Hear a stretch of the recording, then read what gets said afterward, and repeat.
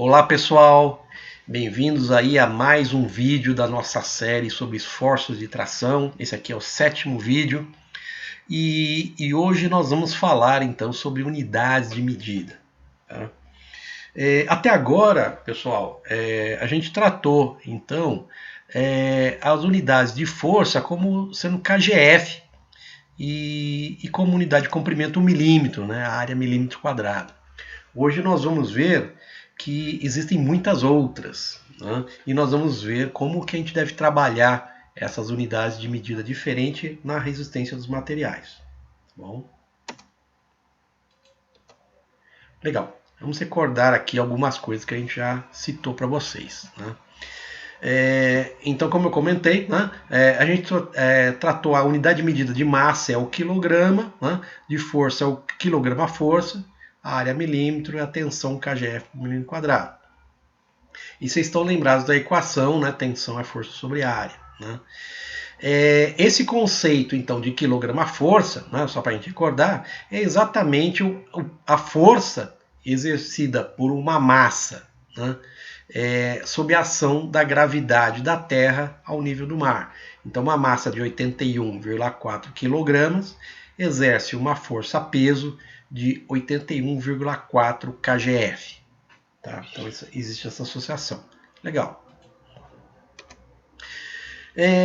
Para começar esse assunto sobre unidades de medida, eu vou contar para vocês uma historinha da onde veio essas questões. Né? Então, primeiramente, né, antes da instituição desse sistema métrico decimal, né, que a gente conhece metro, milímetro, centímetro, né,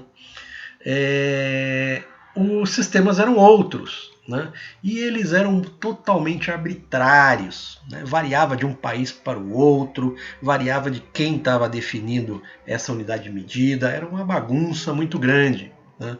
Isso aí tornava muito difíceis transações comerciais. Né? Como é que alguém ia vender os materiais, os produtos agrícolas, fazer trocas, se não usavam a mesma medida de peso, por exemplo, de volume. Né? Isso também dificultava o intercâmbio, né, do conhecimento entre regiões diferentes. Né? E tinha muita briga. Né? Briga entre comerciantes, entre pessoas, cobradores de impostos. Né? Então isso era uma situação bastante incômoda. Né? Só para vocês terem uma ideia, né? As unidades de comprimento eram quase sempre nessa época derivadas de partes de corpo. Né? Então vocês devem ter ouvido já sobre jarda, pé, polegada. Né? Isso é muito ouvido ainda hoje. Né? Essas unidades de medida de comprimento se baseavam em medidas de corpo. Né? Então, por exemplo, o pé. Né? O pé é um padrão de medida, foi criado em Roma, é bem antigo, né? E correspondia originalmente ao tamanho de um pé humano. Né? Então, o pé tem aproximadamente 30,48 centímetros. Né? O valor do pé é exatamente esse aí. Né? Existia a polegada. Né? A polegada é uma outra unidade de medida que correspondia à largura de um polegar humano, medido da base até a unha. Né? Então isso aqui era o valor da polegada. Né? E se convencionou também que o pé, né, correspondia a 12 polegadas. Tá? É uma coisa estranha, né, gente? Porque a gente pode ver, né? Nossos pés têm tamanhos diferentes, né? E da mesma forma que o nosso dedo tem tamanhos diferentes, né? Então, como é que a gente pode utilizar o tamanho de um pé ou o tamanho de um dedo para definir a medida de uma grandeza? Mesma coisa, né, e é muito curioso, a jarda. Né? A jarda ela foi definida no século XII. Né? Então um rei, né, da época da Inglaterra, o rei Henrique I, ele fixou simplesmente que a jarda é a distância entre o nariz dele e o polegar com o seu braço estendido. Né? Então ele falou, isso aqui é uma jarda. Né? Até hoje, por incrível que pareça, é usada essa unidade de medida no futebol americano, né? As jardas. Né? Mas da mesma forma que o pé e a polegada é uma coisa arbitrária. Né? E aí, no ano 4000 a.C., começou a surgir uma coisa interessante. Né? que são os padrões, né? Os padrões, então, começaram a ser referências físicas, né, e não baseadas no corpo humano, para se definir a unidade de medida, né? Então, o primeiro padrão que se descobriu foi encontrado ali no túmulo de um faraó no Egito, né, datado aí de 4.000 anos antes de Cristo. Né? Então, esses padrões serviam de material de referência, né, para unidades de medida. E aí ficou um pouco mais coerente, mais razoável. Né? E aí a história ela fala de sistemas de pesos e medidas construídos desde a antiguidade, né? Das civilizações antigas, aí de Babilônia, Assíria, Egípcia. Né? Então a questão das unidades de medida é uma coisa que apareceu há muito tempo atrás. Só que é o seguinte, né? Foi na França, né? A partir de estudos feitos por físicos, astrônomos, né? Pessoal que mexia com agricultura, né? Agrimensores, né? É que se verificou a fragilidade do que existia até então de referência de sistema de unidades, e aí na França resolveram unificar isso. Né? Olha, vamos estabelecer um sistema que seja lógico, né? Que tenha sentido, faça sentido para todo mundo, e que não dependam de critérios subjetivos. Todos podem utilizar esses mesmos fundamentos lógicos. Né? Legal. O primeiro fundamento lógico, então, que se estabeleceu, né, foi uma unidade de comprimento, que foi o metro. Tá? Então, o metro, inicialmente, foi definido a partir de uma medida baseada na esfera terrestre. Né? Então, em 1791, né, em século XVIII, o metro ele foi definido como a medida, né, tirada, né, no meridiano terrestre. Então essas linhas aqui são os meridianos terrestres. Né? Então pegou a distância do Polo Norte até o Equador, né, e se definiu que 1/10 milésimo disso corresponderia então à unidade de comprimento metro. Tá? Então essa foi a primeira definição de metro que foi definido lá na França, né, em 1791. Mas, puxa, professor, é difícil, como é que alguém vai, né, ter isso aqui como referência? Então o pessoal fez o seguinte, calculada essa distância, né, essa unidade ela foi transferida para uma barra de platina, com uma seção transversal retangular, e essa barra de platina de seção retangular se tornou então o padrão internacional de medida. Tá? Ela foi depositada ali na França, todo mundo queria saber quanto que vale um metro, era só comparar com essa barra retangular que ficava lá na França. Puxa, mas também não é uma coisa muito boa, né? Porque essa barra, com o tempo, ela desgasta, ela oxida e começa a ter diferença também. Então eles resolveram melhorar isso. Então, algumas décadas depois, né, em 1889, resolveram substituir aquela barra retangular por uma coisa mais estável. Né? Então pegaram uma barra de uma liga de platina e irídio, altamente estável, né? A 0 grau. Né? Então colocaram a referência também à temperatura e disseram, isso aqui então é o metro. Né? É a medida dessa barra, né, de liga de platina e irídio a 0 grau. E aí os países todos copiaram esses padrões, né, calibraram, quer dizer, compararam os padrões que eram confeccionados com a referência inicial, né, através de comparadores ópticos, né, que foram desenvolvidos na época, e falaram, bom, esse daqui é o nosso padrão de metro. E esse padrão foi distribuído aí por vários países aí. Né. Muitos anos depois, quase um século depois, se definiu uma outra referência que fosse mais estável ainda do que essa barra de liga de platina e irídio. A definição, que é a que está valendo até hoje, né, se fala que o metro é a distância linear percorrida pela luz no vácuo durante um intervalo de 1 dividido por 299 milhões e uma porção de segundos. Tá? Então é uma variável definida por parâmetros físicos, tá? Que não dependem de padrões moldados e confeccionados a partir de nenhum material. Tá? Isso aqui pode ser reproduzido então por qualquer um e é tremendamente estável e com erro mínimo. Tá? Então hoje, atualmente, essa é a definição de metro. Tá certo? Então, mesmo as referências de unidade, elas mudam com o tempo para minimizar os erros existentes nesses padrões de medida. Bom, e usando esse mesmo raciocínio, né, quer dizer, utilizando princípios físicos para definir as unidades de medidas básicas, é que se estabeleceu então o Sistema Internacional de Unidades de Medidas, que é o chamado de SI, Sistema Internacional, que é utilizado em quase todo o mundo moderno, né, para uniformizar e facilitar as medições e as relações internacionais. Né. Basicamente, né, todas as nações então adotaram oficialmente o Sistema Internacional de Unidades, com exceção de 3 países, que foi Mianmar, Libéria e Estados Unidos. Né. Os Estados Unidos até hoje ele utiliza o pé, a polegada, a jarda como unidade de medida de comprimento. Tá? Mas o resto do mundo, todo ele adota o Sistema Internacional de Unidades como referência. Tá? Bom, então a partir disso se definiu as grandezas físicas básicas ou fundamentais, né, e respectivas unidades de medida.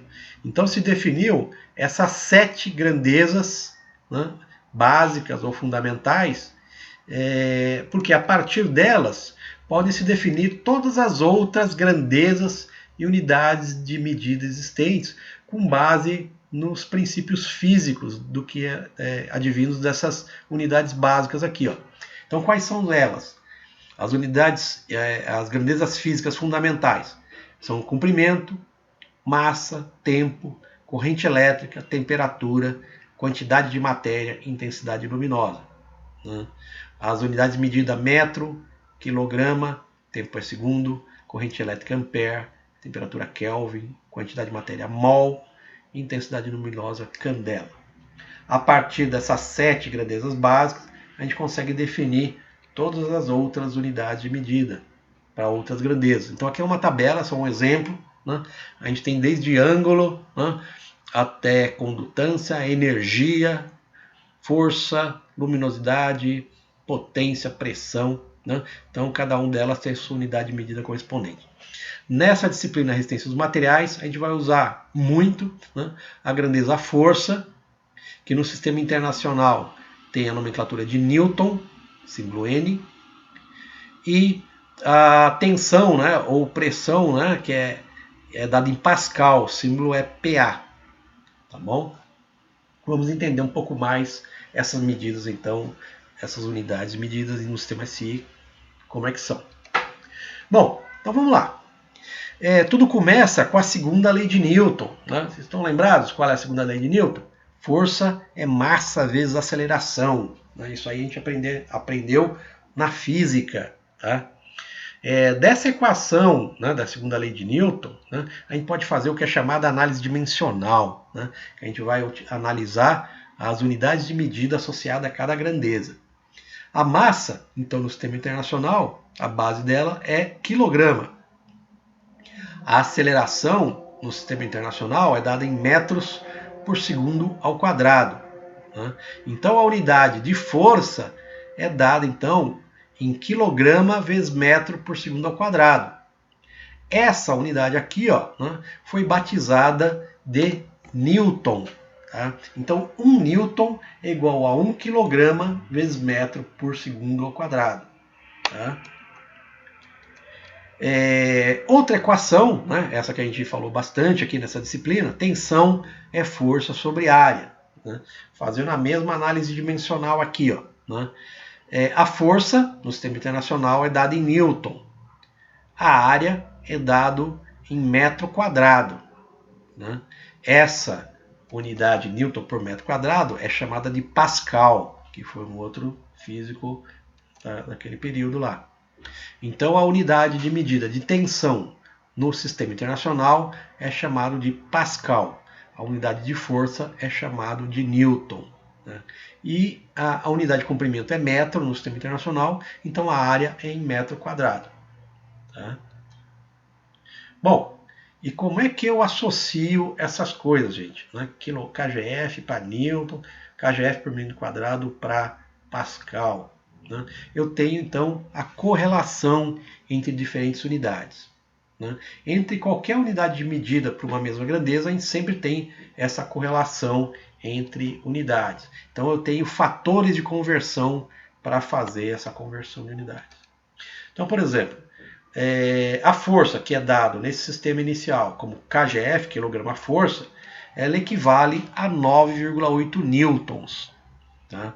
Eu falei aqui aproximadamente 10 newtons. Então, assim, didaticamente na nossa disciplina, né, que a gente está mais preocupado em entender os conceitos, a gente vai aproximar 9,8 para 10, né, vai ficar mais fácil a gente fazer os raciocínios de cabeça aqui. Tá? Então a gente vai falar 1 kgf é 9,8 newtons, ou aproximadamente 10 newtons para facilitar didaticamente nessa disciplina. Tensão. A unidade de tensão inicial que a gente falou é kgf por milímetro quadrado. Isso aqui equivale a 9,8 vezes 10 elevado a sexta pascais. Tá? Então, da mesma forma, aproximadamente, isso equivale a 10 vezes 10 a sexta pascais. Depois, mais em seguida, a gente vai estar abordando um pouquinho mais essas questões aqui, tá bom? E como converter uma unidade de medida para outra. Antes disso, gente, eu queria abordar um outro assunto com vocês. A questão de múltiplos e submúltiplos de unidade. Né? Muitos de vocês vão estar recordando isso. Né? Para quem não viu ainda, vai estar vendo agora pela primeira vez. Então eu peguei um exemplo inicialmente, né? Medida de massa. Medida de massa, né? Eu peguei a grama. Né? Grama é uma unidade de massa. Mas vocês já ouviram falar, né, de quilograma, logicamente, né, e miligrama. Né? Puxa vida, professor, o que é quilograma e miligrama comparado com a grama? São os tais de múltiplos e submúltiplos de unidade. Da mesma forma que eu tenho quilograma e miligrama, eu tenho outras múltiplos e outros submúltiplos. Né? Eu tenho o hectograma, que o símbolo é HG, tenho o decagrama, que é o DAG. Né? Isso tudo são medidas múltiplas da unidade básica, que é a grama. Existe o decigrama, existe o centigrama, existe o miligrama. Esses são submúltiplos dessa unidade principal, que é grama. Tá? Isso acontece, então, para todas as grandezas. Tá? Então, eu coloquei aqui para vocês uma tabelinha, né, discriminando isso. Né? Quer dizer, aqui são os submúltiplos. Deci é 1/10 da unidade principal. Cent é 1/100º da unidade principal. Mili é 1/1000 da unidade principal. Micro é 1/1000, né, 10 a menos 6 da unidade principal. E o nano, né, é 1/1000 da unidade principal. É a unidade principal dividida por 1 bilhão. Tá? Do outro lado, múltiplos. Né? Se eu tiver uma unidade 10 vezes maior, é o decagrama. 100 vezes maior é o hectograma. 1000 vezes maior é o quilograma. 1 milhão de vezes maior é o mega. E 1 bilhão de vezes maior é o giga. Né? Então essas nomenclaturas aqui, elas valem para qualquer grandeza. Pode ser de massa, pode ser de comprimento, pode ser de força, pode ser de tensão. Qualquer grandeza, então, ela se utiliza desses múltiplos ou submúltiplos para sua definição aí, tá bom? Bom, legal. E como é que a gente faz a conversão, né, de um múltiplo ou submúltiplo? Né? Vamos ver isso aqui agora, gente. Então, primeiramente, o seguinte, né? Múltiplos, né, sempre são valores maiores do que o valor de referência aqui. Ó, né? E submúltiplos são valores menores. Tá? Então, legal. Então, se eu considerar uma grandeza massa, se eu tenho a grama, né, ou grama como unidade fundamental, né, eu tenho decagrama 10 vezes mais, hectograma 100 vezes mais, quilograma 1000 vezes mais, megagrama, né, que é 10 a sexta maior, e o gigagrama, que é 10 a nona vezes maior. Se eu pegar o decigrama, é o contrário, né? É um décimo, um centésimo, um milésimo, um milionésimo e 10 a nona vezes menor. Tá? Isso vale também para massa, né? Então eu vou estar falando de decâmetro, hectômetro, quilômetro, megômetro, gigametro, decímetro, centímetro, milímetro, micrômetro, nanômetro. Mesma coisa para força, Newton, né? A mesma lógica aqui, né? Meganewton, giganewton, né? Micronewton, nanonewton, tá? Então isso aqui só para vocês terem uma ideia como isso aqui funciona para qualquer grandeza física, tá? Tensão, exatamente a mesma coisa. Nessa disciplina, né, de ciências materiais, a gente vai estar vendo muito as seguintes unidades de medida, né? Newton, Pascal também, né, como unidade de força e tensão, e os seus múltiplos, né, megapascal e gigapascal. É muito utilizado isso na mecânica e a gente vai depois falar por quê. Na unidade de massa, a gente usa o quilograma, né, e na unidade de comprimento, o milímetro, né. Porque você vê, no projeto que a gente faz de equipamento, a gente está medindo tudo em milímetros, né? Então essas unidades em vermelho são unidades bem tradicionais que a gente usa no mundo mecânico aí. Bom, para reforçar, como é que a gente faz a conversão entre múltiplos e submúltiplos? Essa tabela ela mostra isso. Então ela fala o seguinte: um quilômetro equivale a 1000 metros, o hectômetro 100 metros, o decâmetro 10 metros. Nos submúltiplos, o decímetro equivale a 0,1 metro, centímetro 0,01 metro e o milímetro 0,001 metro. Tá? Então essa aqui é a correlação que existe entre os múltiplos e submúltiplos e a unidade da grandeza que a gente está falando. Né? Vamos dar um exemplo aqui, ó, como é que se faz a conversão então. Né? Vamos pegar, por exemplo, 385 decímetros, a gente quer converter para metro. Né? Então a gente tem que lembrar que essa aqui é a unidade, a dezena e a centena, nessa unidade de medidas. Né? A gente vai escrever esse número aqui, então, debaixo dessa tabela aqui, ó, né? Colocando a unidade, a dezena e a centena, considerando aqui que a unidade fica embaixo do decímetro aqui, ó. E para mim converter para metro, eu simplesmente vou colocar a vírgula, que é a unidade, embaixo do valor que eu quero colocar. Então, se eu quero converter para metros, então a vírgula vai aqui embaixo do metros. Significa que 385 decímetros equivale a 38,5 metros. Tá?